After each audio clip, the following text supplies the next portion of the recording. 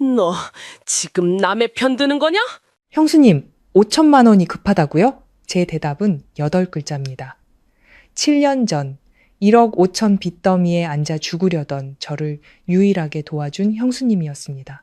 하지만 다른 가족들은 저를 벌레 보듯 했죠. 그들은 몰랐습니다. 제가 지금 수백억 자산가가 되었다는 사실을. 그리고 오늘 저는 형수님을 그 지옥 같은 집에서 구해내고 저를 버렸던 가족들에게 가장 처절한 방식으로 빚을 갚아줄 겁니다. 저의 복수가 궁금하시다면 구독과 좋아요를 눌러주세요. 채널 황혼의 이야기입니다. 이제 제 이야기를 시작하겠습니다. 8년 전 늦겨울의 어느 날 저녁이었습니다. 제 인생에서 가장 추운 날이었죠.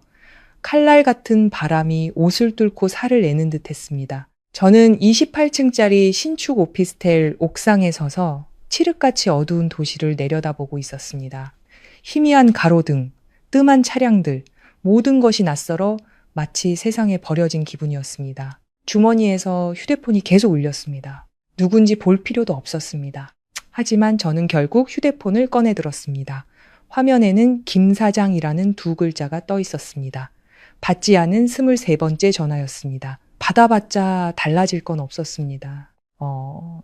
애원도, 설명도, 약속도 이미 할 만큼 했습니다.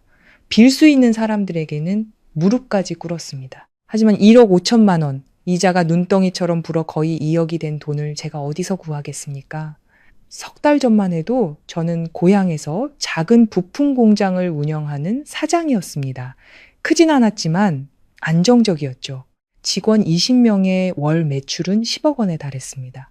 그때는 어딜 가든 고개를 빳빳이 들고 다녔고 마침내 성공했다는 생각에 뿌듯했습니다. 제 인생이 이제 탄탄대로일 거라고 믿었지만 하룻밤 사이에 모든 것이 무너질 줄은 몰랐습니다.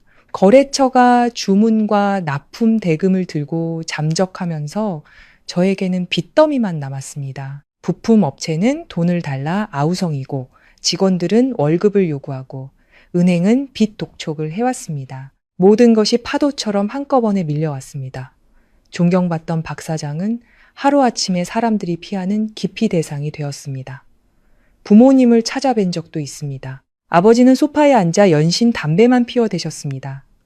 자욱한 연기 속에서 한참을 침묵하시더니 겨우 한마디 하셨죠. 집에 돈 없다. 내 엄마 병원비는 남겨둬야지. 옆에 계시던 어머니는 눈물을 훔치며 말했습니다. 지훈아, 네가 힘든 건 알지만 네 형도 어렵단다. 아버지가 저렇게 말씀하시니 엄마도 어쩔 도리가 없구나. 저는 거실 한가운데 서서 테이블 위에 놓인 먹다 남은 과자 접시를 보았습니다. 어째서인지 그 순간 제가 그 과자보다도 못하다는 생각이 들었습니다. 과자는 적어도 누군가 집어서 씹기라도 하는데 저는 완전히 버려졌으니까요. 형을 찾아간 적도 있습니다. 가족 식사 자리였죠. 제가 돈 얘기를 꺼내자 아무도 입을 열지 않았습니다. 숨 막히는 침묵이 흘렀습니다. 잠시 후 형이 젓가락을 내려놓으며 한숨을 쉬었습니다. 형이 안 도와주려는 게 아니야. 너도 내 사정 알잖아. 겨우 현상 유지하는 수준이라고. 옆에 앉아있던 사촌 형이 끼어들었습니다. 내 빚이 너무 커서 누가 감당하겠냐? 저는 형수님을 보았습니다. 수진 형수님은 식탁 구석에 앉아 고개를 숙인 채 밥만 먹고 있었습니다. 한마디도 하지 않았죠. 마음속에 희미한 희망이 남아 있었습니다. 예전에 제가 막 사업을 시작했을 때 몰래 200만 원을 쥐어주며 자네는 뜻이 있으니 한번 해보게라고 말해준 사람이 바로 형수님이었기 때문입니다. 하지만 그날 형수님은 아무 말도 하지 않았습니다. 단 한마디도요. 식사가 끝나고 밖으로 나와 복도에 서 있는데 안에서 어머니의 목소리가 들렸습니다. 저놈의 자식, 너무 분수에 넘치게 살더니 언젠가 크게 넘어질 줄 알았어. 저는 그 자리에 서서 주먹을 꽉 쥐었다 폈습니다. 넘어진 게 아니었습니다. 저는 낭떠러지로 떨어진 것이었습니다. 그 후 3개월은 제 인생에서 가장 어두운 날들이었습니다. 공장은 차압당하고 집은 경매에 넘어갔으며 차는 빚 대신 빼앗겼습니다. 저는 하루 일만 5천 원짜리 곰팡내 나는 반지하 단칸방으로 거처를 옮겼습니다. 매일 아침 눈을 뜨면 가장 먼저 하는 일은 누구에게 빚이 남았는지, 오늘은 누가 찾아올지, 어디로 숨어야 할지 계산하는 것이었습니다. 제 삶은 도망과 빚이라는 두 글자만 남았습니다. 채권자들 중 김 사장이 가장 악랄했습니다. 고리대금업자였죠. 빌릴 때부터 위험하다는 걸 알았지만 그때는 다른 방법이 없었습니다. 사흘 전 그의 목소리는 얼음장처럼 차가웠습니다. 사흘 준다. 돈 못 갚으면 나 원망하지 마라. 저는 전화기를 붙들고 아무 말도 할 수 없었습니다. 그가 으르렁거렸습니다. 내 가족들한테 다 전화해봤어. 아무도 안 도와주더군.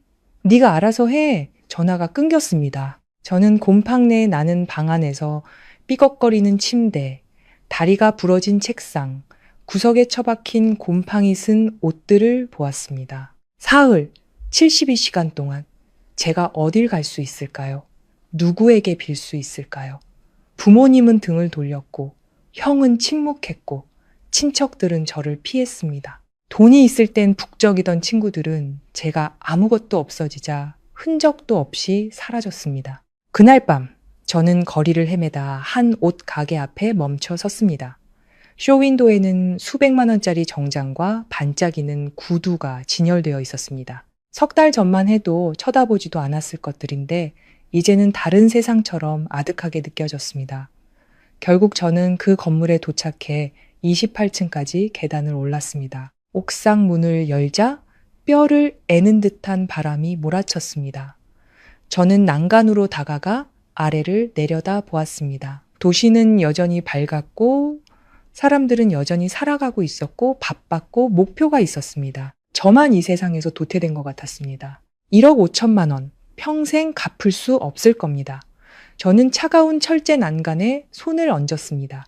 난간을 넘어가자 바람이 세차게 불어 눈이 시렸습니다.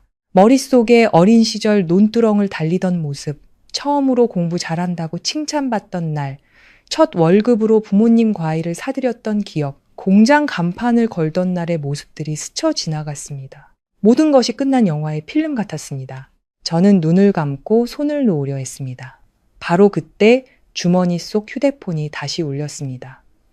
정적을 깨는 날카로운 소리였습니다. 저는 멈칫하며 휴대폰을 꺼냈습니다. 화면에는 최수진 형수님이라는 이름이 떠 있었습니다.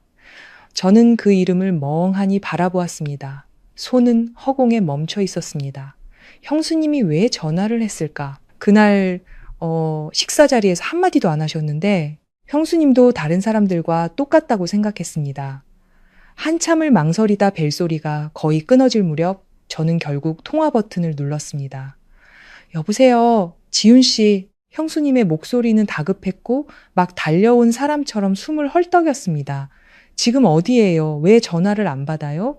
저는 침묵했습니다. 지훈 씨, 말 좀 해봐요. 어디 있냐고요? 형수님의 목소리가 떨리기 시작했습니다. 밖에 있어요. 어디요? 구체적으로요. 저는 주위를 둘러보고 아무 주소나 둘러댔습니다. 형수님은 망설임 없이 말했습니다. 기다려요. 어디 가지 말고. 금방 갈게요. 전화가 끊겼습니다. 저는 바람을 맞으며 멍하니 서 있었습니다. 형수님은 왜 오는 걸까? 위로 몇 마디를 건네려고 아니면 자신도 어쩔 수 없다고 말하려고 몰랐습니다. 그저 그 자리에 계속 서 있었습니다. 뛰어내리지도 내려가지도 떠나지도 않은 채로요. 얼마나 지났을까 옥상 문이 벌컥 열렸습니다. 낡은 속옷을 입고 털모자와 목도리로 얼굴을 꽁꽁 싸맨 여자가 뛰어들어왔습니다. 수진 형수님이었습니다. 난간 밖에 서 있는 저를 보자 형수님의 얼굴이 새하얗게 질렸습니다. 가방을 내던지고 달려와 제 팔을 세게 잡아 끌었습니다. 지훈 씨, 지금 뭐 하는 거예요? 형수님의 목소리가 사시나무 떨듯 떨렸습니다.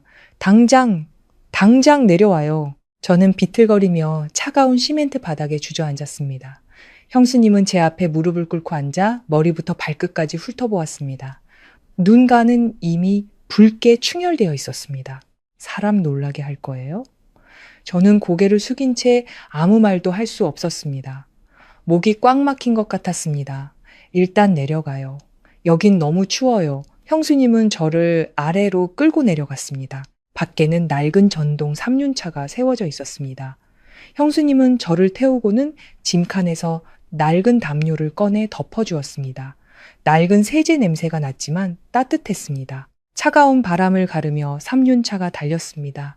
저는 형수님의 깡마른 등을 보며 코끝이 찡해지는 것을 느꼈습니다. 20분 후 차는 작은 국밥집 앞에 멈췄습니다. 형수님은 저를 끌고 들어가 국밥 2그릇을 시켰습니다. 우리는 가게 구석에 앉았습니다. 형수님은 국밥 그릇을 제 쪽으로 밀어주며 말했습니다. 먹어요. 든든하게 먹고 얘기해요. 저는 숟가락을 들었지만 목이 메어 음식이 넘어가지 않았습니다. 저는 숟가락을 내려놓았습니다. 형수님 저한테 왜 오셨어요? 형수님은 말없이 주머니에서 무언가를 꺼내 테이블 위에 놓고 제 쪽으로 밀었습니다. 은행 카드였습니다. 저는 굳었습니다. 이 안에 1억 5천만 원 있어요. 형수님의 목소리는 아주 차분했습니다. 비밀번호는 지훈 씨 생일이에요. 일단 이 돈으로 빚부터 갚고 나머진 다시 시작하는 데 써요. 저는 불빛 아래 형수님의 얼굴을 보았습니다. 나이보다 훨씬 늙어 보였습니다. 37인데 50은 넘어 보였습니다. 이 돈 어디서 나셨어요? 형수님은 침묵했습니다. 저는 카드를 다시 밀었습니다. 저 못 받아요. 출처를 말해주세요. 형수님은 고개를 숙였습니다. 한참 후에야 말했습니다. 집 팔았어요. 저는 그 자리에 얼어붙었습니다. 그 집은 형수님이 형과 결혼하기 전부터 가지고 있던 유일한 재산이었습니다. 형수님의 모든 것이었습니다. 형수님, 목이 메었습니다. 형수님은 카드를 다시 제 쪽으로 밀었습니다. 가져가요. 저는 받지 않았습니다. 집 팔고 형수님은 어디서 지내세요? 형수님은 머뭇거렸습니다. 시댁에서. 식구들이랑 같이. 저는 알 수 있었습니다. 원래도 좁았던 시댁에서 이제 형수님만의 공간은 사라진 것입니다. 저는 참지 못하고 그 자리에 무릎을 꿇었습니다.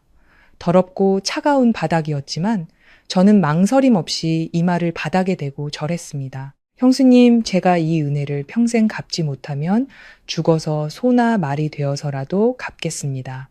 형수님이 기겁하며 저를 일으켰습니다. 일어나요. 남들이 보잖아요. 저는 형수님을 보며 떨리는 목소리로 말했습니다. 저한테 7년만 주세요. 7년 후에 원금의 이자까지 다 갚겠습니다. 형수님은 저를 보며 처음으로 진심 어린 미소를 지었습니다. 그래요, 7년. 기다릴게요. 그날 밤 형수님은 저를 반지 하방까지 데려다 주었습니다. 떠나기 전 저는 꼭 갚겠다고 다시 한번 다짐했습니다. 형수님은 그저 일단 잘 사는 것부터 해요 라고 말했습니다. 3륜차가 어둠 속으로 사라졌습니다. 저는 은행 카드를 꽉 쥔 채 서 있었습니다. 마음속에는 단 하나의 생각뿐이었습니다. 나는 형수님에게 돈이 아니라 목숨을 비쳤다. 다음 날 아침 동이 트기도 전에 저는 그 눅눅한 반지하 방을 떠났습니다. 어젯밤은 거의 뜬 눈으로 지새웠습니다. 낡은 침대에 누워 얼룩덜룩한 천장을 보며 형수님이 준 은행카드를 손에 꽉 쥐었습니다. 1억 5천만 원은 단순한 돈이 아니라 형수님의 인생 전부였습니다. 그 사실을 알기에 단 한 푼도 허투루 쓸 수 없었습니다. 아직 어둑할 때 일어나 짐을 챙겼습니다. 챙길 것도 별로 없었지만요. 낡은 옷 몇 벌, 낡은 배낭, 그리고 은행카드. 떠나기 전 저는 방 안에 잠시 서 있었습니다. 이곳에서 3개월 동안 그림자처럼 숨어 지내고 두려워하고 절망했습니다. 하지만 바로 이곳에서 저는 다시 시작하기로 했습니다. 저는 터미널로 가서 서울행 버스표를 샀습니다. 서울이 좋아서가 아니었습니다. 고향에 머물러서는 절대 재기할 수 없다는 것을 알았기 때문입니다. 버스가 움직이기 시작했고 저는 맨 뒷자리에 앉아 창밖으로 멀어지는 풍경을 보았습니다. 논밭, 마을, 익숙한 길, 모든 것이 멀어져 갔습니다. 아쉬움은 없었습니다. 오직 1억 5천만 원이라는 압박감과 7년이라는 시간, 실패할 권리가 없다는 생각뿐이었습니다. 서울에는 아는 사람 하나 없었습니다. 친척도 친구도 기댈 곳도 없었죠. 저는 가장 싼 고시원을 구했습니다. 하루 1만 5천 원짜리 눅눅한 골목에 있는 곳이었습니다. 첫날은 아무것도 하지 않았습니다. 그저 온종일 거리를 걸으며 보고 관찰하고 기억했습니다. 몇 시간씩 노점 앞에 서서 사람들이 무엇을 어떻게 파는지, 손님들은 어떤 반응을 보이는지 지켜봤습니다. 서두를 수 없었습니다. 이 돈은 제 돈이 아니었으니까요. 모든 돈은 제자리에 쓰여야 했습니다. 첫 한 달은 라면과 물로만 버티며 걸어 다녔습니다. 두 번째 달부터 장사를 시작했습니다. 가장 단순한 것부터 시작했습니다.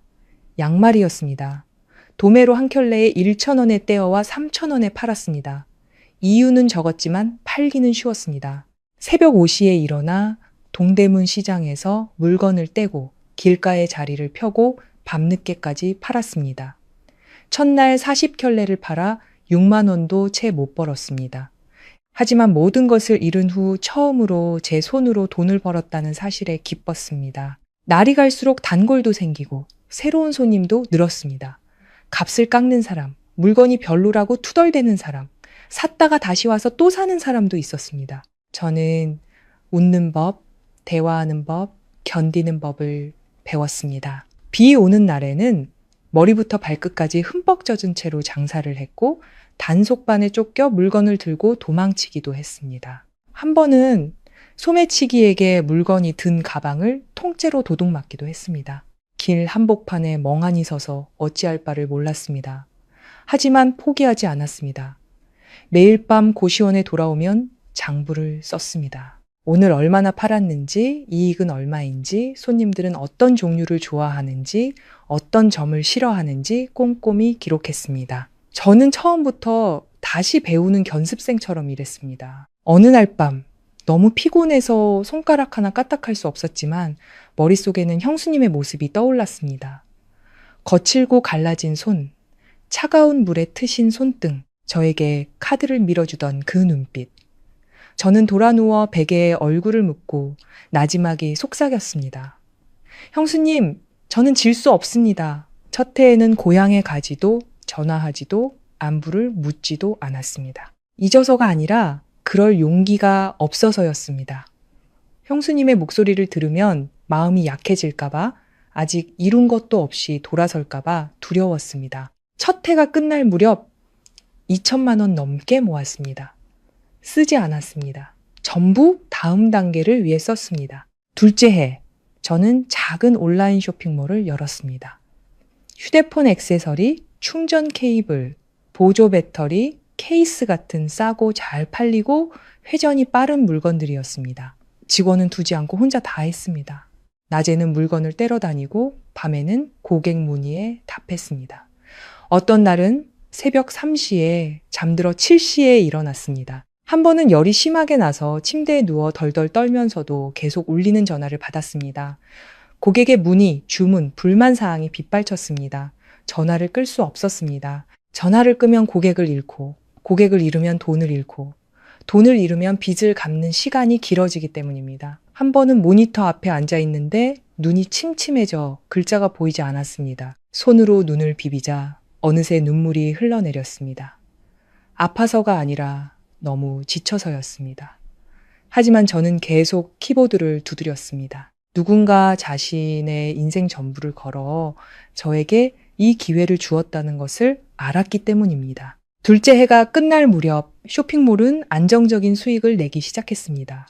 많지는 않았지만 생활하고 제가 올바른 길을 가고 있다는 믿음을 주기에 충분했습니다. 셋째 해 라이브 커머스라는 기회가 찾아왔습니다.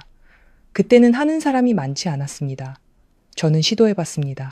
처음 방송을 켰을 때 아무도 보지 않았습니다. 10분, 20분, 1시간이 지나도 몇 명이 들어왔다 나갈 뿐이었습니다. 저는 계속 말했습니다. 목이 쉬고 목구멍이 따가웠지만 멈추지 않았습니다. 다음 날도, 그 다음 날도 계속했습니다. 어떤 날은 몇 개밖에 못 팔고 어떤 날은 하나도 못 팔았지만 포기하지 않았습니다. 한 달, 두 달, 석 달이 지나자 점점 방송에 머무는 사람, 질문하는 사람, 구매하는 사람이 생겼습니다. 저는 깨달았습니다. 장사는 물건을 파는 것이 아니라 신뢰를 파는 것이라는 것을요. 넷째 해, 저는 첫 직원을 고용했습니다. 젊고 성실한 청년이었습니다. 저는 제가 아는 모든 것을 숨기지 않고 가르쳤습니다. 혼자서는 멀리 갈 수 없다는 것을 알았기 때문입니다. 일은 점점 많아지고 주문과 고객은 늘어났으며 압박감도 커졌습니다. 가끔 사무실에 혼자 앉아 깜빡이는 주문 알림을 보며 두려움을 느꼈습니다. 이 모든 것을 지키지 못할까봐, 다시 모든 것이 무너질까봐 두려웠습니다. 하지만 그때마다 옥상에서의 그 밤을 제 이름을 떨며 부르던 형수님의 목소리를 떠올리며 다시 나아갔습니다. 그 4년 동안 저는 형수님에게 전화하지 않았습니다. 단 한 번 전화번호를 눌렀다가 끊은 적은 있습니다. 아직 용기가 없었습니다. 전화를 걸었을 때 형수님, 저 아직 노력 중이에요가 아니라 형수님 제가 해냈어요 라고 말하고 싶었습니다. 넷째 해말, 저는 처음으로 고향에 돈을 보냈습니다. 5천만 원. 부모님께도 형에게도 아닌 형수님께 드리는 돈이었습니다. 하지만 제 이름을 적지 않았습니다. 다른 사람을 통해 회사에서 나온 보너스라고 전해달라고 부탁했습니다. 형수님이 알기를 원치 않았습니다. 알면 받지 않을 테니까요. 한 달 후, 저는 형수님이 아닌 지인을 통해 소식을 들었습니다. 형수님이 그 돈으로 남편의 빚을 갚아주었다는 소식이었습니다. 저는 말없이 앉아 있었습니다. 화나지도 원망스럽지도 않았습니다. 그저 마음이 아팠습니다. 형수님은 여전했습니다. 항상 다른 사람을 자신보다 먼저 생각했습니다. 그날 밤, 저는 혼자 물 한 잔을 따라 놓고 창밖을 보았습니다. 도시는 불빛으로 화려했지만 제 마음은 텅 빈 것 같았습니다. 저는 한 가지를 깨달았습니다. 돈만 벌어서는 안 된다. 더 강해져야 한다. 돈뿐만 아니라 제 위치로도 형수님을 지켜줄 수 있을 만큼 강해져야 한다. 저는 찻잔을 내려놓고 아주 작게 속삭였습니다. 형수님, 기다려주세요. 3년차의 불안정한 시기를 넘어서자 저는 새로운 삶의 리듬에 들어섰습니다. 더 안정적이지만 동시에 더 긴장되는 시기였죠. 일이 점차 궤도에 오르고 상품 관리는 더욱 철저해졌으며 업무 절차는 명확해졌습니다. 재구매 고객이 점점 늘어났습니다. 불만은 줄고 칭찬과 감사의 메시지가 그 자리를 대신했습니다. 더 이상 고객에게 욕먹을까 걱정하며 물건을 팔지 않아도 되었지만 대신 더 큰 것들을 걱정하기 시작했습니다. 비용, 인력, 위험, 부담 같은 것들이었죠. 어느 날 아침 저는 일찍 창고에 도착했습니다. 문을 열자 익숙한 박스 냄새, 플라스틱 냄새, 상품의 먼지 냄새가 확 풍겨왔습니다. 아직 직원들이 오지 않아 공간은 고요했습니다. 저는 높이 쌓인 선반들 사이에 서서 문득 처음 길가에서 양말을 팔던 날을 떠올렸습니다. 작은 상자 하나, 양말 몇십 켤레, 도와주는 사람 하나 없이, 믿어주는 사람 하나 없이, 오직 제 자신뿐이었던 그날, 저는 가만히 숨을 내쉬었습니다. 여기까지 오는 길이 쉽지는 않았지만 아직 부족했습니다. 일을 할수록 깨닫는 것이 있었습니다. 번 돈이 바로 내 돈이 되는 게 아니라는 사실이었죠. 그 돈은 시스템 전체를 먹여 살려야 했습니다. 물건 매입비, 직원 월급, 사무실 임대료, 광고비까지 단 한 걸음만 잘못 내디뎌도 모든 것이 무너질 수 있었습니다. 그 압박감 때문에 저는 거의 쉬지 못했습니다. 밥을 먹다가도 전화가 오면 사장님, 주문에 문제 생겼어요. 저는 밥숟가락을 놓고 창고로 달려갔습니다. 어느 날 한밤중에 직원이 전화했습니다. 사장님, 시스템 오류로 주문이 안 들어가요. 저는 벌떡 일어나 컴퓨터를 켜고 아침까지 일했습니다. 몸은 지쳐갔지만 정신은 쉴 틈이 없었습니다. 4년차 중반, 큰 사고가 터졌습니다. 대량으로 입고된 상품에 결함이 발견된 것입니다. 몇십 개가 아니라 수천 개의 제품이었습니다. 그대로 팔면 분명 고객들의 불만이 쏟아질 테고 전량 회수하면 손실이 막대했습니다. 동업자인 동욱이 말했습니다. 그냥 팔아. 작은 흠집이라 손님들 모를 거야. 저는 그를 잠시 말없이 쳐다보다가 말했습니다. 안 돼. 동욱이 미간을 찌푸렸습니다. 감정적으로 굴지 마. 저는 고개를 저었습니다. 감정이 아니라 우리의 생존이 걸린 문제야. 분위기가 팽팽해졌습니다. 그가 말했습니다. 이게 얼마짜리인 줄 알아? 알아. 그런데도 다 폐기하겠다고? 동욱은 저를 한참 쳐다보다가 결국 몸을 돌렸습니다. 마음대로 해. 그 결정으로 저는 모아둔 돈의 거의 절반을 잃었습니다. 직원들은 아무 말도 하지 않았지만 그들의 눈빛에서 걱정을 읽을 수 있었습니다. 저도 걱정됐습니다. 아주 많이요. 그날 밤 저는 사무실에 홀로 앉아 있었습니다. 불도 켜지 않은 채 모니터 불빛만이 차갑게 손시래를 비추고 있었습니다. 저는 의자에 등을 기댄 채 눈을 감았습니다. 머릿속에는 단 하나의 질문만 맴돌았습니다. 내가 틀렸나? 잠시 후 저는 눈을 뜨고 창밖을 보았습니다. 도시는 여전히 밝았고 차는 달리고 사람들은 살아가고 있었습니다. 제가 얼마를 잃었는지 아무도 몰랐고 아무도 신경 쓰지 않았습니다. 저는 지친 미소를 지었습니다. 그리고 휴대폰을 들어 예전 고객들의 메시지를 다시 읽었습니다. 사장님, 물건은 믿을만해서 다음에 또 올게요. 이렇게 솔직하게 상담해주는 쇼핑몰은 처음이에요. 저는 한 줄 한 줄 다시 읽고 휴대폰을 내려놓았습니다. 그리고 긴 한숨을 내쉬었습니다. 나는 틀리지 않았어. 돈은 잃어도 사람은 잃지 말자. 그것이 더 중요했습니다. 그 사건 이후 동욱은 변했습니다. 더 이상 자신의 방식을 강요하지 않았습니다. 우리는 서로를 더 이해하게 되었습니다. 저는 신뢰를 지키고 그는 그 안에서 수익을 최적화했습니다. 일은 점차 제 방향을 찾아갔습니다. 4년차 말 사업은 안정되고 매출은 꾸준히 늘었으며 직원들과의 유대도 깊어졌습니다. 저는 비로소 다른 생각을 할 여유가 생겼습니다. 어느 날 저녁 일을 마치고 혼자 앉아 있었습니다. 컴퓨터도 켜지 않고 숫자도 확인하지 않고 그저 앉아서 생각에 잠겼습니다. 형수님, 생각이 났습니다. 지금쯤 뭘 하고 계실까? 아직도 마트에서 일하실까? 여전히 밤늦게까지 일하고 새벽에 일어나실까? 예전처럼 구박받고 타박받으며 지내실까? 저는 한 번도 묻지 않았습니다. 관심이 없어서가 아니라 두려워서였습니다. 제가 아직 바꿀 힘이 없는 대답을 듣게 될까봐 두려웠습니다. 바로 그때 모르는 번호로 전화가 걸려왔습니다. 저는 전화를 받았습니다. 여보세요. 수화기 너머로 익숙하면서도 낯선 여성의 목소리가 들렸습니다. 혹시 박지훈 씨 맞으세요? 심장이 웻는 것 같았습니다. 그 목소리를 알아들을 수 있었습니다. 형수님, 나야. 형수님의 목소리는 방해가 될까 조심스러워하는 듯 작았습니다. 저는 일어나 발코니로 나갔습니다. 바람이 부드럽게 불었습니다. 제 번호는 어떻게 하셨어요?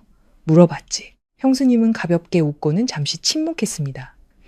요즘 어떻게 지내요? 저는 휴대폰을 꽉 쥐었습니다. 잘 지내요. 그럼 됐어. 형수님은 안도의 한숨을 내쉬듯 말했습니다. 더 묻지도 하소연하지도 힘든 내색도 하지 않았습니다. 그저 제가 잘 지낸다는 한마디면 충분하다는 듯이요. 저는 무슨 말을 해야 할지 몰랐습니다. 머릿속에 수많은 질문이 떠올랐지만 어디서부터 시작해야 할지 몰랐습니다. 결국 제가 물었습니다. 형수님은 어떻게 지내세요? 형수님은 웃으며 말했습니다. 나야 똑같지 뭐. 일하고 집에 가고 아주 평범한 한마디였지만 제게는 그 말이 무겁게 들렸습니다. 더 묻고 싶고 더 자세히 알고 싶었지만 형수님은 말하지 않았고 저도 감히 깊게 파고들지 못했습니다. 통화는 5분도 채 되지 않았습니다. 끊기 전에 형수님이 말했습니다. 지훈 씨, 건강 잘 챙기고 너무 무리하지 마. 저는 참지 못하고 물었습니다. 형수님, 뭐 필요한 거 없으세요? 수화기 너머로 침묵이 흘렀습니다. 그리고 형수님이 말했습니다. 아니, 그냥 자네 안부 물으려고 전화했어. 저는 아무 말도 할 수 없었습니다. 전화가 끊겼습니다. 저는 한참 동안 미동도 없이 휴대폰을 들고 서 있었습니다. 마음속에서 무언가 끌어올랐습니다. 슬픔도 기쁨도 아닌 안타까움이었습니다. 형수님은 돈 이야기도 옛날 이야기도 어떤 요구도 하지 않았습니다. 그저 제가 괜찮은지만 물었습니다. 저는 고개를 들어 도시를 보았습니다. 불빛은 찬란했지만 제 마음 한구석은 텅 빈 것 같았습니다. 4년이라는 시간이 흘렀지만 저는 아직 형수님 앞에 서서 형수님, 이제 다 갚을 수 있어요 라고 말할 용기가 없었습니다. 저는 주먹을 꽉 쥐었습니다. 머릿속에는 단 하나의 생각뿐이었습니다. 더 빨리. 돈 때문이 아니었습니다. 조용히 기다려주는 한 사람을 위해서였습니다. 그날 밤 저는 잠들지 않았습니다. 컴퓨터를 켜고 아침까지 일했습니다. 압박감 때문이 아니라 더 이상 물러설 곳이 없다라는 것을 알았기 때문입니다. 그날 밤 형수님과의 통화 이후 저는 예전의 제가 아니었습니다. 전에는 가난에서 벗어나고 싶어서 일했고 그 후에는 약속 때문에 일했습니다. 하지만 형수님의 목소리를 들은 순간부터 저는 다른 것을 위해 일하기 시작했습니다. 책임감, 돈에 대한 책임감이 아니라 제 인생의 가장 어두운 시절에 조용히 제 뒤에서 주었던 한 사람에 대한 책임감이었습니다. 그 후 며칠 동안 저는 거의 쉬지 않았습니다. 일의 속도를 한 단계 더 높였습니다. 단순히 물건을 파는 것을 넘어 브랜드를 구축하기 시작했습니다. 제 이름을 건 제품 라인을 만들고 포장을 직접 디자인하고 품질을 직접 관리했습니다. 동업자인 동욱이 저를 보며 말했습니다. 너 꼭 장기전을 준비하는 사람 같아. 저는 그저 고개를 끄덕였습니다. 다른 선택지가 없다는 것을 알았기 때문입니다. 하지만 빨리 갈수록 위험도 커졌습니다. 어느 날 오후 제가 상품을 검수하고 있을 때 직원이 뛰어들어왔습니다. 사장님, 큰일 났어요. 제가 고개를 들었습니다. 무슨 일이야? 배송 대행 업체에서 돈을 갖고 튀었어요. 저는 그 자리에 얼어붙었습니다. 그 말은 칼날처럼 제 기억을 후벼 팠습니다. 저는 낮은 목소리로 되물었습니다. 얼마? 거의 10억 원이요. 저는 아무 말도 하지 않았습니다. 소리치지도, 책상을 내리치지도 않고 그저 가만히 서 있었습니다. 머릿속에 과거의 모든 장면들이 되살아났습니다. 과거형이 파산했던 날처럼 저는 눈을 감았다가 떴습니다. 연락은 돼? 안 돼요. 전화기 꺼져 있어요. 직원이 떨리는 목소리로 말했습니다. 사무실은 침묵에 잠겼습니다. 모두가 제 반응을 기다리고 있었습니다. 하지만 저는 아무것도 하지 않았습니다. 그저 피해 목록 정리해서 저녁에 회의합시다 라고 말하고 돌아섰습니다. 그날 밤 저는 사무실에 홀로 앉아 있었습니다. 불도 켜지 않은 채 모니터 불빛만이 무겁게 피해액을 비추고 있었습니다. 만약 제대로 처리하지 못하면 저는 다시 빈털터리가 될 수도 있었습니다. 다시 한번 의자에 등을 기대고 눈을 감았습니다. 이번에는 돈이 아니라 형수님을 생각했습니다. 만약 제가 여기서 무너지면 형수님께 무엇으로 갚을 수 있을까? 어떻게 형수님 앞에 설 수 있을까? 무슨 낯으로 제가 해냈다고 말할 수 있을까? 저는 손톱이 살을 파고들도록 주먹을 꽉 쥐었습니다. 저는 눈을 뜨고 몸을 바로 세우고 동욱에게 전화를 걸었습니다. 여보세요, 어디야? 집인데. 지금 당장 회사로 와. 제 목소리는 크지 않았지만 단호했습니다. 20분 후 동욱이 도착했습니다. 그는 아무 말 없이 제 앞에 앉았습니다. 저는 보고서를 그에게 밀었습니다. 읽어봐. 동욱은 보고서를 넘기며 얼굴이 굳어졌습니다. 어떻게 할 생각이야? 저는 그의 눈을 똑바로 쳐다봤습니다. 도망치지 않아. 동욱이 미간을 찌푸렸습니다. 도망치지 않으면 어떻게 해결할 건데? 제가 천천히 말했습니다. 갚아야지. 동욱이 헛웃음을 쳤습니다. 너 미쳤어? 이게 몇 천만 원짜리 문제가 아니라고. 알아. 그럼 돈이 어디서 나는데? 저는 잠시 침묵하다가 말했습니다. 자산을 팔아야지.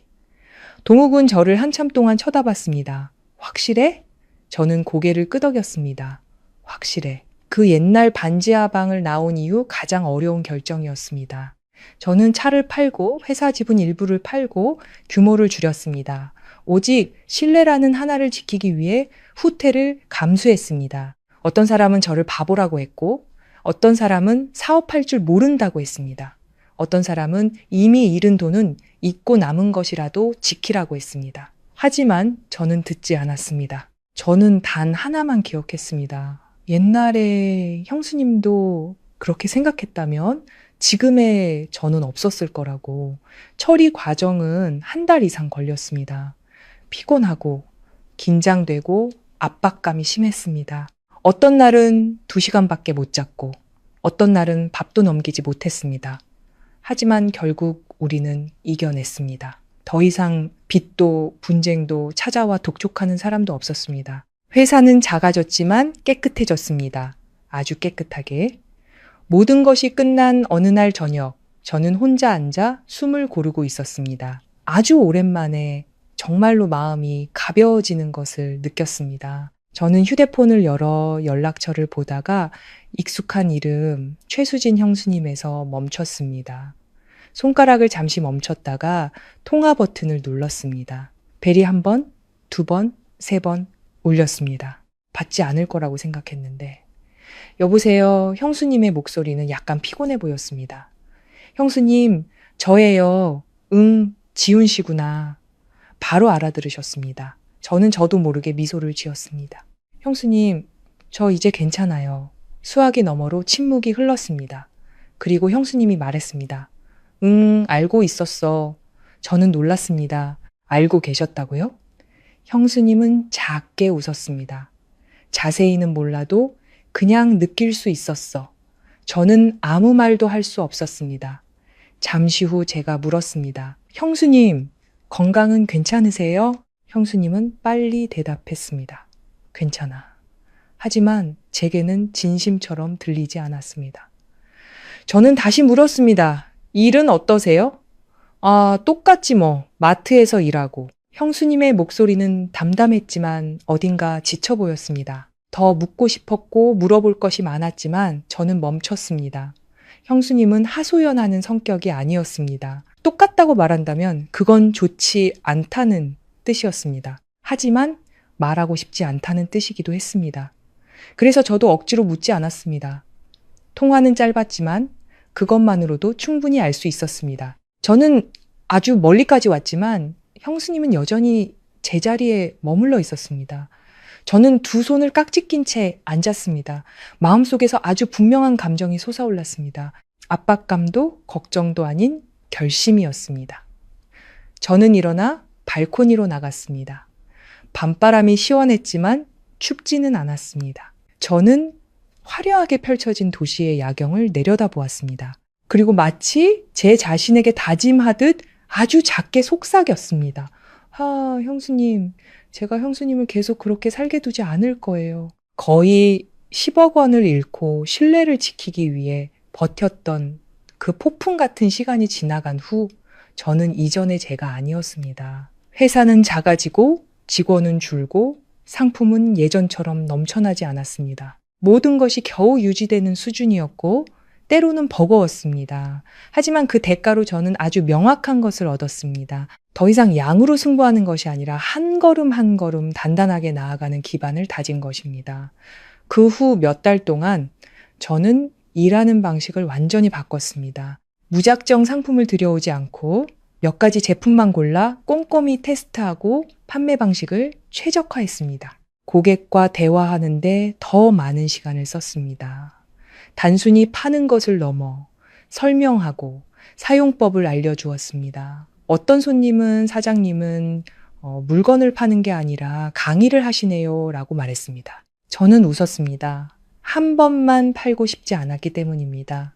여러 번 팔고 싶었습니다.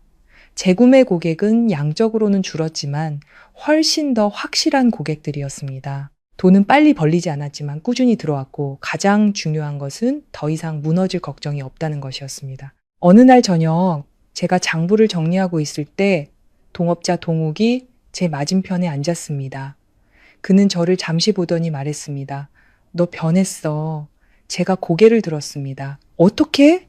예전에는 성급했고 빨리 가고 싶어 했고 크게 이기고 싶어 했지. 그가 옅게 웃었습니다. 지금은 노인네 같아. 저도 웃었습니다. 넘어져 본 적이 있으니까. 동욱은 고개를 끄덕이고 더 이상 아무 말도 하지 않았습니다. 하지만 모든 것이 안정되어 간다고 생각했을 때 다른 일이 터졌습니다. 일과는 관련이 없었지만 며칠 밤을 잠 못 이루게 한 일이었습니다. 형에게서 온 전화였습니다. 저는 화면에 뜬 박민준 형이라는 이름을 보았습니다. 정말 오랜만이었습니다. 저는 전화를 받았습니다. 여보세요? 지훈이냐? 형의 목소리는 예전과 달랐습니다. 무관심하지도 거리감이 있지도 않았습니다. 조심스러웠습니다. 제가 대답했습니다. 형은 잠시 침묵하더니 말했습니다. 요즘 어떻게 지내냐? 그럭저럭. 형이 한숨을 쉬었습니다. 그럼 다행이고 저는 아무 말도 하지 않았습니다. 잠시 후 형이 본론을 꺼냈습니다. 너한테 물어볼 게 있는데, 응? 수진 형수, 요즘 너랑 연락하냐? 저는 멈칫했습니다. 응? 형은 침묵하다가 다시 물었습니다. 형수가 뭐라고 하던? 저는 알 수 있었습니다. 형은 안부를 묻는 게 아니었습니다. 떠보는 것이었습니다. 저는 말했습니다. 여전해. 일하고 집에 가고. 수화기 너머로 침묵이 흐르더니 형이 가라앉은 목소리로 말했습니다. 지훈아, 내가 형수한테 미안한 게 많다. 저는 놀라지 않았지만 대답하지 않았습니다. 형이 말을 이었습니다. 몇 년 동안 형수가 고생한 거 알지만 내가 해줄 수 있는 게 없었다. 저는 헛웃음을 지었습니다. 형을 비우는 게 아니라 이 상황 자체가 우스웠습니다. 자신이 잘못한 걸 알면서도 바꾸지 못하는 사람. 제가 단도직입적으로 물었습니다. 나한테 이 얘기 하려고 전화했어? 형이 다급하게 말했습니다. 아니, 그게 너한테 부탁할 게 있어서. 형의 목소리가 작아졌습니다. 네가 형수 좀 도와줄 수 없냐?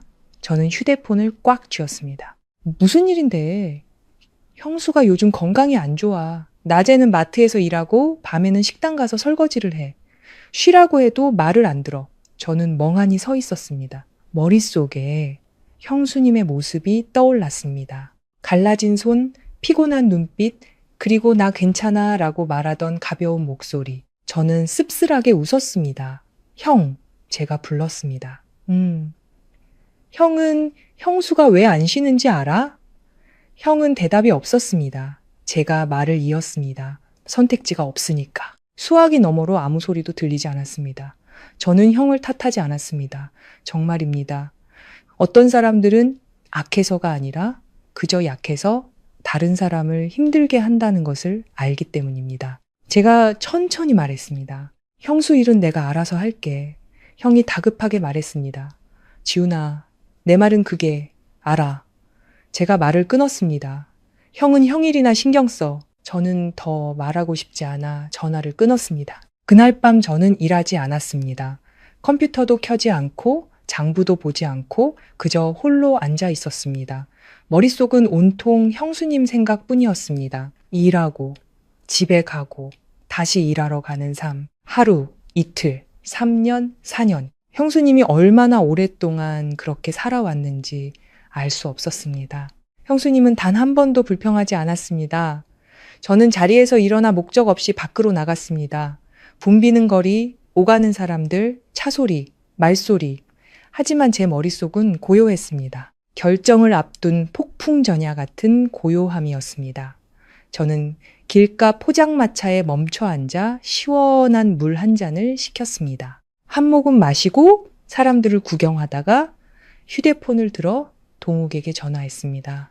여보세요. 시간 있어? 응, 내일 회의하자. 무슨 일인데? 지점 열려고. 동욱이 잠시 침묵했습니다. 어디에? 저는 먼 곳을 보며 천천히 말했습니다. 내 고향에. 충동적인 결정이 아니었습니다. 아주 오랫동안 생각해온 일이었습니다. 형수님을 돕고 싶다면 단순히 돈을 보내는 것만으로는 안 됐습니다. 돈은 사라지고 형수님이 아닌 다른 곳에 쓰일 테니까요. 저는 형수님께 다른 것을 주어야 했습니다.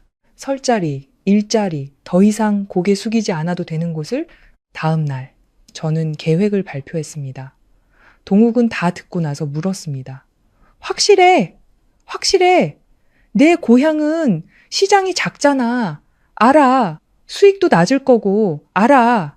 동욱이 저를 보았습니다. 그럼 왜 하려는 건데? 저는 잠시 침묵하다가 말했습니다. 빚 갚으려고. 그는 더 이상 묻지 않았습니다. 그저 고개를 끄덕였습니다. 알았어. 같이 할게. 계획은 시작되었습니다. 저는 시장을 조사하고 자리를 알아보고 비용을 계산했습니다. 모든 것이 쉽지는 않았지만 이번에는 서두르지 않았습니다. 한 걸음씩 확실하고 분명하게 진행했습니다. 어느 날 저녁 모든 것이 윤곽을 잡아가고 있을 때 저는 사무실에 홀로 서서 계획서와 숫자 그리고 제 고향 주소를 보았습니다. 절망 속에서 떠나왔던 곳, 다시 돌아올 엄두도 내지 못했던 곳, 이제 저는 돌아갈 준비를 하고 있었습니다. 도망치기 위해서가 아니라 마주하기 위해서. 저는 휴대폰을 들어 형수님의 번호를 보았습니다. 이번에는 전화하지 않았습니다. 그저 바라보다가 주머니에 넣었습니다. 다음 만남은 전화가 아니기를 바랐습니다. 저는 조용히 속삭였습니다. 형수님, 제가 돌아갑니다. 고향의 지점을 열기로 결정한 지 사흘 후, 저는 비행기 표를 예매했습니다. 아무에게도 알리지 않았습니다. 부모님께도, 형수님께도요. 이번 귀향은 과거의 실패자가 아니라 허리를 꼿꼿이 펼 수 있는 사람으로 돌아가고 싶었습니다. 비행기는 오후에 착륙했습니다. 옅은 잿빛 구름 아래로 제 고향 도시가 보였습니다. 기억과 크게 다르지 않았습니다. 여전히 같은 길, 같은 낡은 건물들, 달라진 것은 제 마음뿐이었습니다. 저는 공항에서 나와 집으로 가지 않았습니다. 시내 중심에 있는 작은 호텔을 잡았습니다. 화려하진 않았지만 조용했습니다. 그날 저녁 저는 아무것도 하지 않고 창가에 서서 거리를 내려다보았습니다. 오가는 사람들, 불 켜진 식당, 오토바이 소리, 매연 냄새, 모든 것이 익숙해서 가슴이 먹먹해졌습니다. 다음 날 아침 저는 거리와 시장, 가게들을 하나하나 둘러보기 시작했습니다. 낯선 사람처럼 다니지 않았습니다. 이곳에서 살았던 사람처럼 다녔습니다. 어디가 붐비고 어디가 한산한지, 이곳 사람들이 무엇을 좋아하고 싫어하는지 알았습니다. 저는 처음 양말을 팔던 날처럼 꼼꼼하게 기록하고 관찰하고 비교했습니다. 점심 무렵 형이 말했던 형수님이 일하는 마트를 지나게 되었습니다. 저는 바로 들어가지 않고 길 건너편에 서서 드나드는 사람들을 바라보았습니다. 빨간 유니폼을 입은 직원들. 그 속에 형수님이 어디에 계실지, 들어가도 될지 알 수 없었습니다. 심장이 천천히 뛰었습니다. 만나고 싶으면서도 만날 용기가 나지 않는 이상한 기분이었습니다. 저는 거의 10분 동안 그 자리에 서 있다가 결국 안으로 들어갔습니다. 준비가 돼서가 아니라 더 이상 피할 수 없다는 것을 알았기 때문입니다. 내부는 밝고 깨끗했고 상품들은 가지런히 진열되어 있었으며 안내 방송이 규칙적으로 흘러나왔습니다. 저는 천천히 걸으며 매대를 훑어보았습니다. 찾으려는 건 아니었지만 찾고 있는 것 같았습니다. 그리고 건조식품 코너에서 빨간 유니폼을 입고 고개를 숙인 채 물건을 정리하는 한 여자를 보았습니다. 마른 체형, 약간 굽은 등, 희끗희끗한 머리, 얼굴을 자세히 보지 않아도 수진 형수님이라는 것을 알 수 있었습니다. 저는 몇 미터 떨어진 곳에 서서 다가가지 않고 그저 바라보았습니다. 지난 몇 년간 다시 만나는 장면을 수없이 상상했습니다. 무슨 말을 할지, 어떻게 행동할지. 하지만 막상 그 순간이 오자 아무 말도 할 수 없었습니다. 형수님은 여전히 꼼꼼하고 세심하게 일하고 있었습니다. 마치 아무 일도 없었던 것처럼요. 한 손님이 불렀습니다. 저기요, 이거 어디 있어요? 형수님이 고개를 들었습니다. 아, 저쪽에 있어요. 제가 안내해 드릴게요. 목소리는 여전히 부드러웠고 피곤한 기색은 조금도 드러나지 않았습니다. 저는 더 가까이 다가갔지만 부르지 않고 등 뒤에 서서 형수님을 바라보았습니다. 형수님이 돌아보다가 저를 발견하고는 그 자리에 굳었습니다. 눈이 동그래졌습니다. 지훈 씨, 목소리가 가늘게 떨렸습니다. 제가 고개를 끄덕였습니다. 네, 형수님은 손에 든 상자를 놓지도 못한 채 멍하니 서 있었습니다. 잠시 후 상자를 급히 내려놓고 제게 다가왔습니다. 언제 왔어요? 제가 옅게 웃었습니다. 어제요. 형수님은 제 머리부터 발끝까지 훑어보았습니다. 기쁨과 걱정이 섞인 눈빛이었습니다. 왜 미리 말 안 했어요? 저는 대답 대신 말했습니다. 형수님, 잠깐 나가서 얘기 좀 할 수 있을까요? 형수님은 주위를 둘러보더니 고개를 끄덕였습니다. 잠깐만요. 허락받고 올게요. 5분 후 형수님이 나왔습니다. 우리는 마트 앞에 서 있었습니다. 너무 오랫동안 떨어져 지내서인지 가족인데도 어색한 공기가 흘렀습니다. 형수님이 먼저 입을 열었습니다. 살이 좀 빠졌네요. 제가 웃었습니다. 형수님도요. 형수님도 옅게 웃었지만 눈빛에는 깊은 그늘이 있었습니다. 저는 형수님을 자세히 보았습니다.